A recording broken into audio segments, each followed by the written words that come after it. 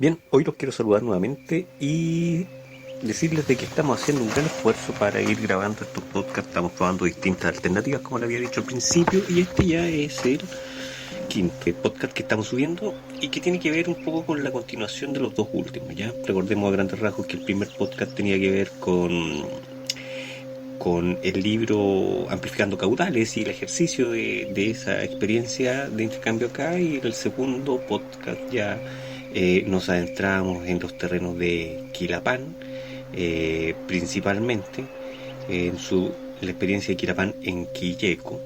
En el tercer y cuarto podcast tuvieron que ver con ya dos situaciones: el eclipse del 94 versus el 2019 y los Anchimayenes. Los invito a escucharlo, están en las tres plataformas, están en Spreaker, iTunes parece que también está, y están en Spotify. Así que ustedes buscan Quilleco, va a aparecer al tiro. Hoy día quiero conversar, quiero que nos hagamos una pregunta. Esto es para los montañeses, los centros territoriales de acá de Quilleco, alrededor, gente. La pregunta tiene que ver con situarnos, soñarnos, imaginarnos el paisaje de esta montaña como era antes de la llegada de los españoles. Y cuando pensamos de esa forma ya nos salimos del pueblo de Quilleco, nos salimos del Paso Pichachén que conocemos en Cantera de Antuco, cómo era antes de la llegada de los españoles. Y sobre todo la pregunta va, digamos, antes de la llegada de los españoles, estamos hablando de 1500. El pueblo pehuenche, si se lo quieren imaginar, surge como cultura. Ustedes, los que han ido al museo ahí en Alto Biobío, han visto que la cultura pehuenche surge a mediados de 1600. Ese es el siglo en que se asienta acá, en el corredor andino,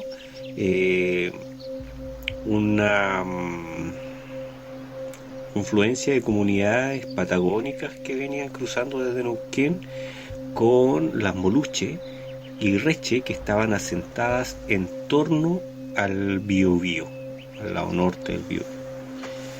Y digo Reche porque los Reche principalmente eran pueblos, y los Moluche fueron pueblos que, tras la guerra de los suyos, de los cuatro suyos, donde pelearon todas las tribus, que fue después el imperio Inca, anterior en la guerra de los cuatro suyos, hubo desplazamiento de mucha gente que se vino para acá al sur. Gente que venía con esta idea de los corredores andino costeros. Entonces acá la gente que se asentó en torno al Biobío tenían esta costumbre circular que habla Lautaro Núñez, ¿no es cierto?, del desplazamiento del ganado y del intercambio de marisco en torno a la Patagonia y en torno a Argentina. Entonces los Moluche, los Huenteche, todo lo que era el corredor que posteriormente fue parte de la frontera del Inapiremapu, fueron los que lograron mezclarse ahí, asentarse y construir una lengua adaptada a la época, ¿no es cierto?, a la lengua de la época, que fue el chedungún. Entonces, ¿cuál es la idea de esto? Cuando les digo cómo era nuestro territorio montañés serrano de la Sierra Velluda antes de la llegada de los españoles. Entonces, con todos estos antecedentes, nosotros podemos imaginarnos una cantidad de comunidades que habían, productoras de guanaco, de pescadores, recolectores de distinto tipo, agricultores, que intercambiaban sus productos y que fueron desarrollando la economía agraria de la época preincaica, y que fue muy potente, porque fue un mercado, imagínate que un mercado continental, este era como el Mercosur de la época, pero dominado, ¿no es cierto?, por castas de recaudadores, que eran los incas. Entonces, cuando yo los invito a imaginarnos hacia ese tiempo, los quiero llevar a dos puntos territoriales que son de interés.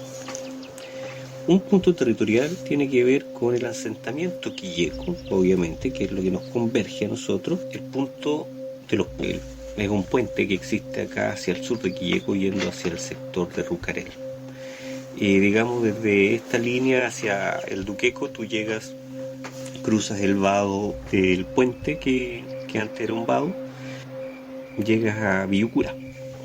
Ahora, según Osvaldo Cáceres, en sus prospecciones a Villucura se dio cuenta que la estructura de la montaña en torno a Villucura eran terrazas incaicas. Y además, poco más arriba de Villucura está el corredor de San Lorenzo por el Duqueco, pero más hacia el otro lado estaba el cuel de donde está Angostura ahora, el cuel de Huequecura, parece que era. El río Huequecura, exactamente.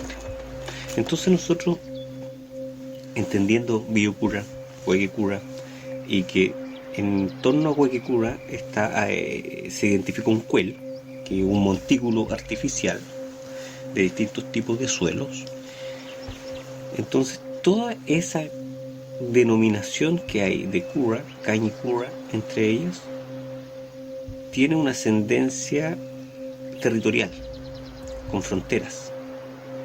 Hasta cierta parte llega a los curas y de ahí para allá no se nombra la cura. Y que tiene que ver con el cordón andino subandino.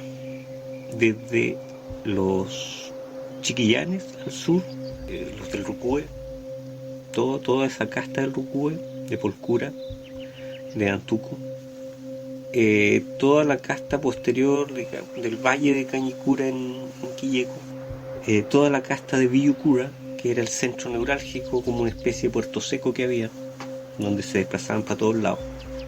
Por lo tanto, el cordón Cura incluso llega al otro lado hasta Lonquimay, trasciende hacia allá, Curacautín. Es un cordón bastante largo, extenso, que podría decir que llega incluso hasta Villarrica, cerca de Villarrica, y que fue una especie de conjunto de ulmenes, de grupos reche, que dominaban los elementales de su apellido, en este caso la piedra.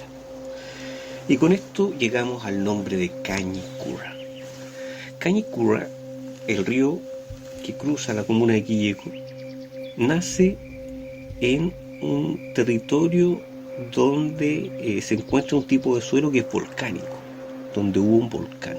Se presume que existió un volcán anterior a la Sierra Velluda, que están todos los estudios geológicos de acá, y que en este tipo de suelo Curamayín, que también es súper antiguo, aquí apelo un poco al conocimiento que me transmitió Daniel Augusto.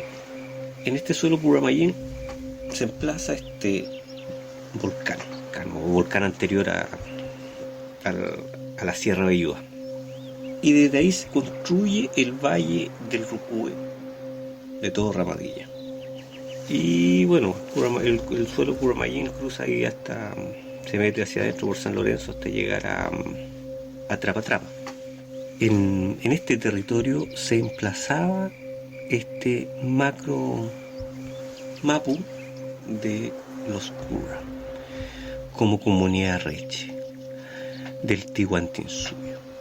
Ellos eran los dominadores anteriores a la llegada de los españoles y deben haber tenido muy buena relación con el imperio en la época, porque a pesar de que el límite inca se reconoce en el Maule, y a pesar de que el sistema de acueductos surgió durante, se presume, 80 años antes a la llegada de los españoles, la cantidad de acueductos construidos en 80 años y que hayan llegado hasta este punto, y quizás más al sur, no está estudiado. Y debe haber sido una tendencia muy fuerte, por lo tanto había una conexión muy fuerte también con estas sociedades que no estaban quizás plegadas al sistema incaico, quizás no estaban tan linealmente identificables como lo describen los españoles. Por lo tanto, nosotros los quillecanos tenemos un componente importante de la última frontera preincaica, del Tihuantinsuyo. Y esa era que marcó una sociedad, que estructuró también ciertos espacios que después fueron fueron curtos por la misma selva, desarrolló su cultura por más de, yo creo, puede haber sido durante unos 6-7 siglos, llegando a un control y un desarrollo complejo del poder, de la construcción de poder y territorio. Y que en este caso tenía que ver con el dominio de los elementales, de la piedra. La casta principal, la casta dominadora de estos elementales, que persistió a la llegada de los españoles y siguió siendo mestizada con la llegada de los colonos, con los chilenos, con los anteriores, formaron parte del entramado de familias extendidas que tiene el sector. Muchas de ellas son ancestrales de ahí. Y este linaje, en su momento anterior, digamos, de mayor florecimiento cultural, lograron desarrollar tecnología de acumulación de agua y conexiones comerciales con el sector de Villicura. Por lo tanto, había un control territorial urbanizado, con centros rituales, como el caso del Cerro Pan de Azúcar, que corresponde a este suelo volcánico donde nace el Rucúe. Ese entramado es de donde nace el Cañicura junto con el manzano. Ustedes lo pueden ver ahí arriba de Tinajón, donde se encuentra el nacimiento del Cañicura. Entre medio de este nacimiento con el manzano, en la Y, entre medio de la Y hay un montículo, por favor véanlo. Esa es la piedra picúa, un punto vigía desde donde tú puedes ver hasta el otro lado de la cordillera de la costa, pero además tiene una connotación bastante, digamos, mágica, en términos de que la piedra también tiene un componente magnético fuerte. Por lo tanto, los drones, cuando van a registrar, tienen problemas para registrar ahí, y las brújulas se alteran. Es un punto de magnetita, puede ser, puede ser algún tipo de suelo, tiene esa connotación.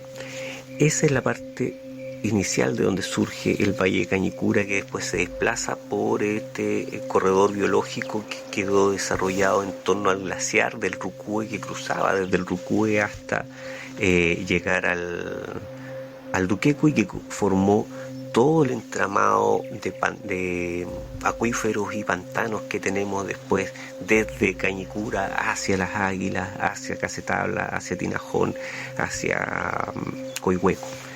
Todos ellos fueron nacientes de los hielos que se interiorizaron ahí, se integraron por dentro de ese glaciar, y que después de ese glaciar quedó el Cañicura ahí establecido. Ahí vive su gente, ahí viven todos.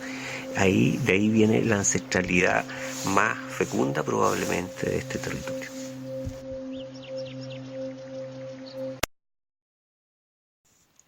Bien, amigos, eso sería por hoy. No vamos a poner un tema musical porque no alcanzamos. Y ya saben, nos pueden escuchar en Spotify, iTunes, Spreaker, me parece que es la otra plataforma. Ahí nos vemos.